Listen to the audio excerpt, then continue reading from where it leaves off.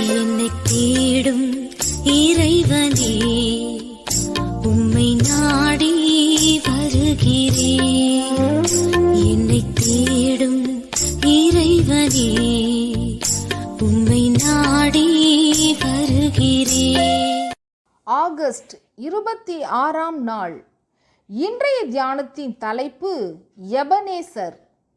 வாசிக்க வேண்டிய திருமறை பகுதி 1 சாமுவேல் 7ஆம் அதிகாரம்.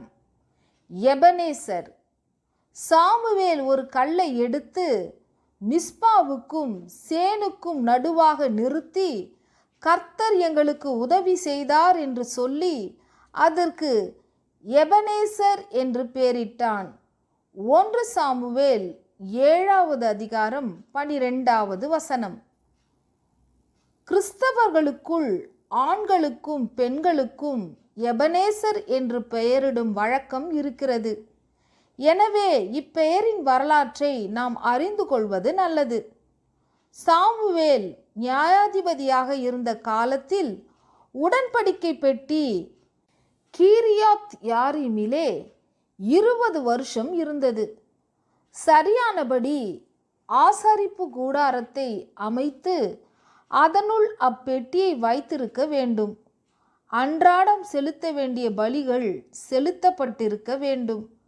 அப்படி செய்யாததாலும் பெலிஸ்தருக்கு பயந்ததாலும் இஸ்ரேலர் கர்த்தரை நினைத்து புலம்பினார்கள். சாமுவேல் அவர்களுக்கு புத்தி சொன்னார்.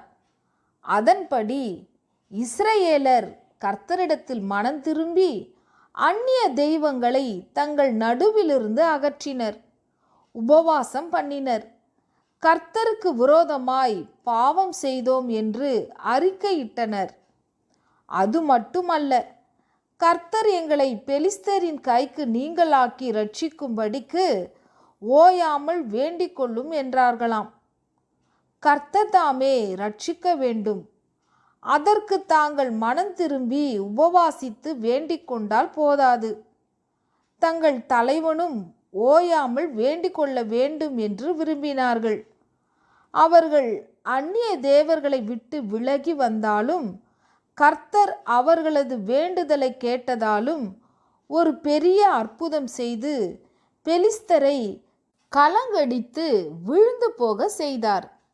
அப்போது கர்த்தருக்கு நன்றி செலுத்தும் வண்ணம் சாமுவேல் ஒரு கல்லை நிறுத்தி, இம்மட்டும் கர்த்தர் எங்களுக்கு உதவி செய்தார் என்று சொல்லி அதற்கு எபனேசர் என்று பெயரிட்டார். இன்று தங்கள் பிள்ளைகளுக்கு எபனேசர் என்று பெயரிடுவோரும் கர்த்தர் தங்களுக்கு உதவி செய்தார் என்று நன்றியோடு நினைவு கூறுகிறார்கள் என்றே நாம் கொள்ள வேண்டும். இப்படி நல்ல பொருள் தரும் பெயர்களையே பிள்ளைகளுக்கு சூட்ட வேண்டும்.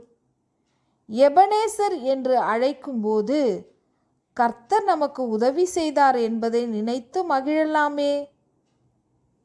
எபனேசர் என்று அழைக்கும்போது கர்த்தர் நமக்கு உதவி செய்தார் என்பதை நினைத்து மகிழலாமே. எபினேசரே, எபினேசரே, இதுவரையில் உதவி நீரே. எபினேசரே, எபினேசரே, இதுவரையில் உதவி நீரே. உம்மை முழு உள்ளத்தோடு ஆராதிப்பேன், முழு பலத்தோடு அன்பு கூறுவேன். ஆராதனை, ஆராதனை, ஆராதனை, ஆராதனை, ஆராதனை, ஆராதனை,